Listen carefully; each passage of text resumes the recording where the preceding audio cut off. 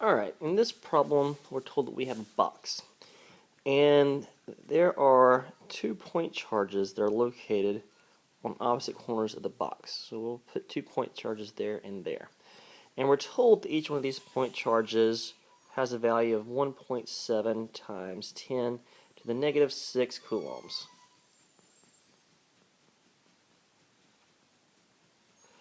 And you're asked to find what the potential is at the corners of the square that don't have a charge. So let's call this potential here, this corner here.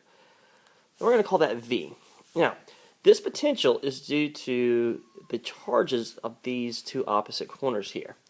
And we originally need to figure out what that potential is. So if we use our formula that the voltage due to point charges is equal to Coulomb's constant times Q1 over R1 plus Q2 over R2, then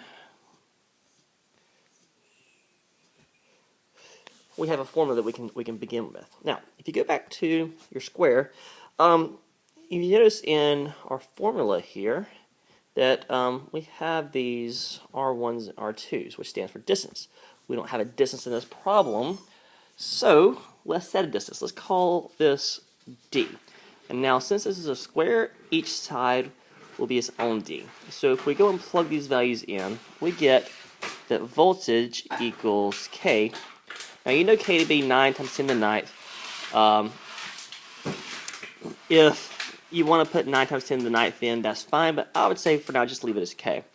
And we can say that Q1 is 1.7 times 10 to the negative 6 coulombs over D plus 1.7 times 10 to the negative 6 coulombs over D. And so there's our equation. Now, what the book really asks you to do is to place a third point charge at the center. Let's make this third point charge red. We're going to place a third point charge here at the center. And what that charge is going to do is that's going to take our voltage now and make it change signs. So instead of being V, it's now going to be negative V. And what we need to do is create a new equation for this negative V. Now, the distance will be important. So if you know that the two sides of your square are D, then we need to figure out what this distance here is. Now, since that's in the middle of the square, that's going to be half of the total distance here. And you should know just from your geometry class that the cross-section cut of a square is square root of 2 times the side. In this case, that would be square root of 2d. And since we're talking about half of that, then this distance will be basically d square roots of 2 over 2, or basically 1/2 d square root of 2. So when we create our new equation with that, it says that negative v, because our v has changed signs, is equal to k times Q1 over R1 plus Q2 over R2 plus Q3 over R3. Where Q3 is the charge in the center, and you're asked to figure out what that Q3 right there is. Now, I would start by going ahead and plugging values in that you know. So I can say that negative V will be K. Again, let's just leave Coulomb constant as K. I'll show you in a little bit why we're doing this, but if you want to plug it as 9 times 10 to the ninth, you can. But I'm going to leave it out. So, Q1 is again 1.7 times 10 to the negative 6 coulombs. R1 will be D. Plus Q2, which is again 1.7 times 10 to the negative 6 coulombs over D. And our Q3, which we don't know the value, that's what we're asked for, so we're going to leave that as Q3. But our distance we do know that is going to be basically d square root of 2 divided by 2. If you put square root of 2 over 2 in the calculator, it should become 0.707 d, or square root of 2 over 2 is 0.707. Now, so we have this equation here, which is equal to negative v, and we don't know any of these d values, which makes it kind of interesting to solve. And to solve it, what we have to do is go back to our first equation that says that the voltage is equal to Coulomb's constant times this 1.7 times negative 6d plus 1.7 times negative 6d. Now, if I were to multiply each side of this equation by negative 1, that would change the signs. And what that will give me is that negative v, again, if I multiply this by negative 1, and I can do that to each side, that negative v will be negative k times 1.7 times 10 to the negative 6 coulombs over d plus 1.7 times 10 to the negative 6 coulombs, again, over d. And one first thing you should notice is there's negative signs. Would immediately cancel out if you were to be solving this equation. But it's useful when we have these negative signs there is because now this right here is negative v, which is the exact same value that this over here is for negative v. And what that allows me to do is to set these two equations equal to each other. So, let me do this on a new, I got spaced on it. So, start with, let's take this equation right here. It says negative v equals negative k times 1.67 times 10 to the negative 6 coulombs over d plus 1.67 times 10 to the negative 6 coulombs, or 1.7, excuse me.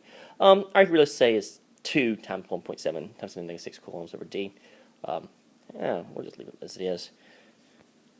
So, start with negative v, negative k times 1.7 times 10 negative 6 coulombs over d plus 1.7 times 10 to the negative 6 coulombs over d. Let's close those parentheses off.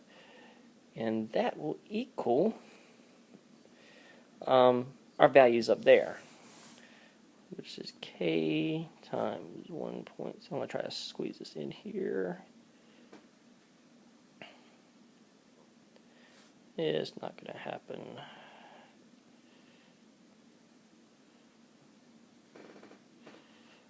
Q3 over 0.707d. Alright, kind of smashed it in there. Probably should have done this on another page, but so we have this equation here. Now, first thing I would look at is to ask yourself, what can you cancel out? Now, you have Coulomb's constant at two places here. Switch to blue. So since we have k and k, I can divide each side by k, and that cancels out. And since I have a d, it's each part of my denominator. I can multiply each thing by d, which make that, and this right here cancel out, which makes this equation a bit more simple.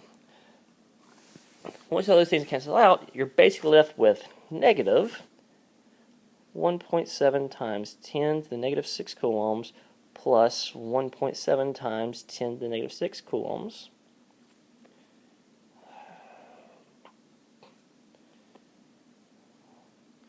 Trying to get where I can write this. Equals, put this down here, 1.7 times 10 to the negative 6 coulombs plus 1.7 times 10 to the negative 6 coulombs plus Q3 over 0.707. That is basically the equation with the K's and the D's canceled out. This right here is an atrocious 6, by the way, so let's take that and do that, where y'all can actually read it and work on my handwriting. So we have this equation. So the first thing I would do is to combine all your like terms. So I have negative 1.7 times the negative 6 plus negative 1.7 times the negative 6. What I would do is I would first subtract this value here and that value there out. And what that will effectively become is 1.7 times 10 negative 6 coulombs times 4.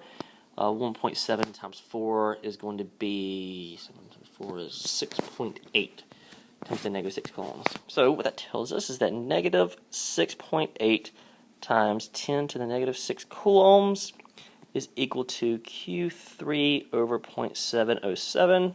So all you have to do is multiply each side by 7.707, and you'll get your final value for your charge, which should be negative because our charge has changed sign, and it should be a bit more bigger than our 1.7 times 10⁻⁶ columns that we begin with.